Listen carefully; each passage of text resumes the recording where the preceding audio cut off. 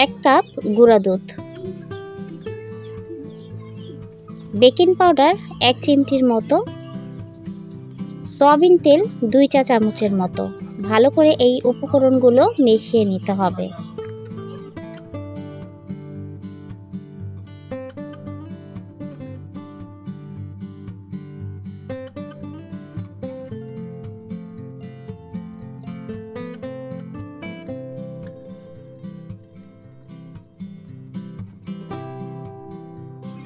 এখন এখানে আমি একটি ডিম দিয়ে দিব।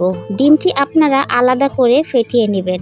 এখানে কিন্তু আমি একটা ডিম দিয়েছি, এর জন্য বেশি হয়ে গেছে। আমি যদি আলাদা করে এই ডিমটা ফেটিয়ে নিতাম তাহলে একটু একটু করে আমি এইটার মধ্যে দিতে পারতাম।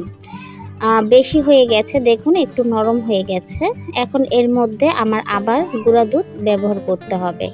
এর জন্য আপনারা আলাদা করে একটি বাটিতে ডিমটি ফেটিয়ে নেবেন আর একটু একটু করে এই ডোর মধ্যে দিবেন। দেখেন নরম হয়ে গেছে কিন্তু। এখন এর মধ্যে আবার দুধ মেশাতে হবে, আমার গুঁড়া দুধ।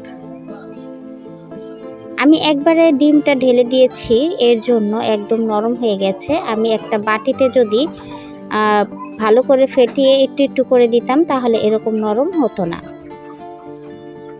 এর জন্য বলছি আপনারা কিন্তু বাটিতে ফেটিয়ে আগে থেকেই রেখে দিবেন, পরে একটু একটু করে ব্যবহার করবেন। এই যে দেখুন আমি আবার কিন্তু একটু গুঁড়ো দুধ দিয়ে দিচ্ছি।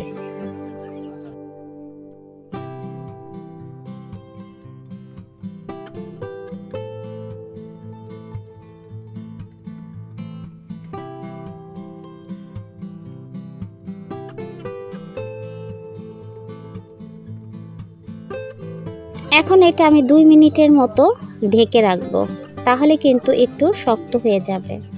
2 মিনিট পর চলে এসেছি। আমি হাতে একটু তেল নিয়ে নিয়েছি যাতে হাতে লেগে না যায়। আপনারা চাইলে ঘি দিয়ে এটা তৈরি করতে পারেন। ঘি দিয়ে কিন্তু ভালো লাগে। ভালো করে মথে নিতে হবে।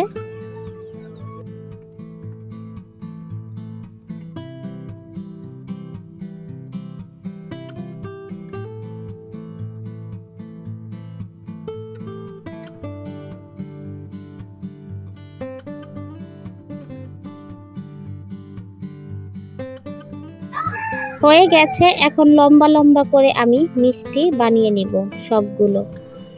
আসলে আমাদের এখানে অনেক শব্দ, মোরগের শব্দ, মুরগির শব্দ, হাঁসের শব্দ, মানুষের শব্দ। এর জন্য আমি পুরো ভয়েস দিতে পারছি না। যা যা উপকরণ লাগছে আপনাদের সেটাই আমি জানাবো।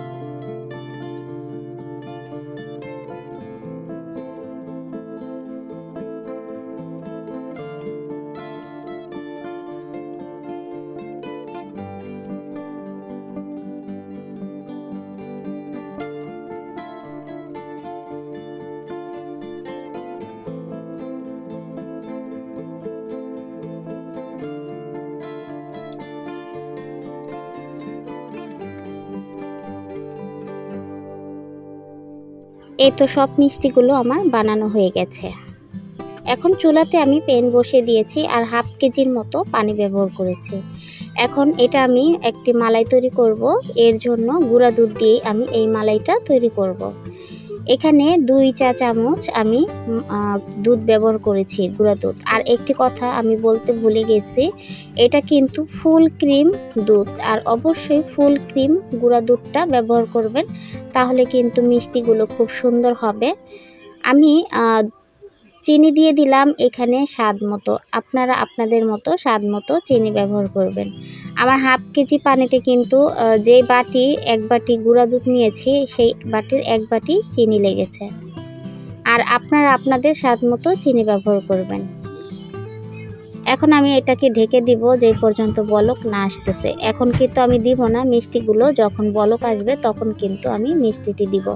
আবার বেশি ঘন করা যাবে না, তাহলে কিন্তু শিরাগুলো মিষ্টির ভিতরে ঢুকবে না আর ফুলবে না মিষ্টিগুলো। এর জন্য আমি কিন্তু একটা বলক যখন এসেছে তখনই আমি মিষ্টিগুলো দিয়ে দিচ্ছি।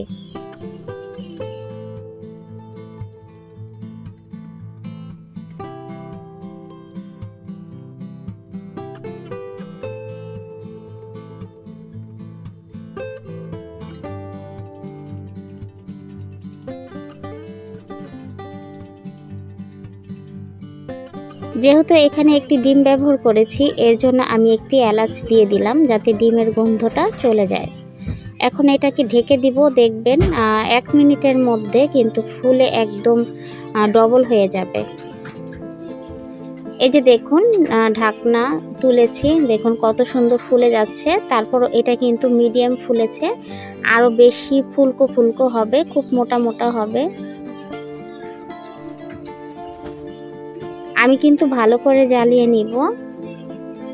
মিষ্টিগুলো কিন্তু আরও বেশি বড় হয়ে যাবে, মোটা মোটা হয়ে যাবে।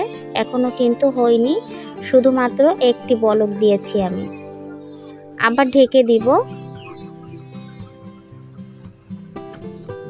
এইভাবে করে ঢেকে দিতে হবে বারবার, আর যখনই বলক আসবে তখনই ঢাকনাটা আবার সরিয়ে দিতে হবে, নয়তো শিরাগুলো সব বের হয়ে যাবে। দেখুন দ্বিতীয়বার ঢাকনা খোলার পর কিন্তু আরও বেশি মোটা হয়ে গেছে। এটা কিন্তু আরও মোটা হবে, আরও ফুলে উঠবে। দেখুন কতটা কিন্তু মোটা মোটা হয়েছে মিষ্টিগুলো। এখানে হাফ কেজি পানি ব্যবহার করেছি। হাফ কেজি পানিতে আমি 2 চা চামচ গুঁড়া দুধ ব্যবহার করেছি। এটা কিন্তু একদম আমি 1 পোয়া দুধ তৈরি বানিয়ে ফেলবো। আমার কিন্তু হয়ে গেছে, আমি 1 পোয়ার মতো একদম পানিটা শুকিয়ে ফেলেছি আর 1 পোয়ার মতো রেখে দিয়েছি। এই যে দেখুন মিষ্টিগুলো এখন আমি ঢেলে নেব। আর মিষ্টিগুলো কত সুন্দর যে সফট হয়েছে, না খেলে বিশ্বাসই করবেন না বা না দেখলে বিশ্বাসই করবেন না। এখন আমি এটা কিন্তু 5 মিনিটের মতো ডিপ ফ্রিজে রেখে দিব ঠান্ডা হওয়ার জন্য। গরম গরম কিন্তু রসমালাই খেতে ভালো লাগে না, একটু ঠান্ডা হলে কিন্তু রসমালাইটা খেতে খুবই ভালো লাগে। আর মিষ্টিটাও কিন্তু খুব সুন্দর হয়। সব সময় কিন্তু যারা মিষ্টি বিক্রি করে তারা কিন্তু সরাসরি গরম মিষ্টি বিক্রি করে না, তারা ঠান্ডা করে ফ্রিজে তারপর কিন্তু মিষ্টি বিক্রি করে। এই যে দেখুন কত সুন্দর হয়েছে। দেখুন একটাবার দেখাচ্ছি কেটে, কতটা নরম সফট হয়েছে। এই যে দেখুন কত সুন্দর নরম হয়েছে, আর ভিতরটা একদম রসে ভরপুর হয়ে গেছে। আপনাদের যখন রসমালাই খেতে ইচ্ছা করবে গুঁড়া দুধ দিয়ে এইভাবে করে রসমালাই বানিয়ে খেতে পারবেন। এই যে দেখুন একটাবার টিপ দিয়ে দেখাচ্ছি যে কতটা রস, দেখুন রস বের হচ্ছে।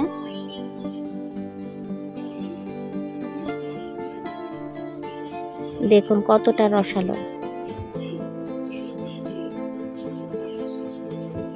এভাবে করে আপনারাও বানিয়ে দেখুন, খুব মজাদার একটি রসমালাই। দোকান থেকেও কিন্তু ঘরে তৈরি এই গুঁড়া দুধের রসমালাইটা খুব মজাদার হয়েছে।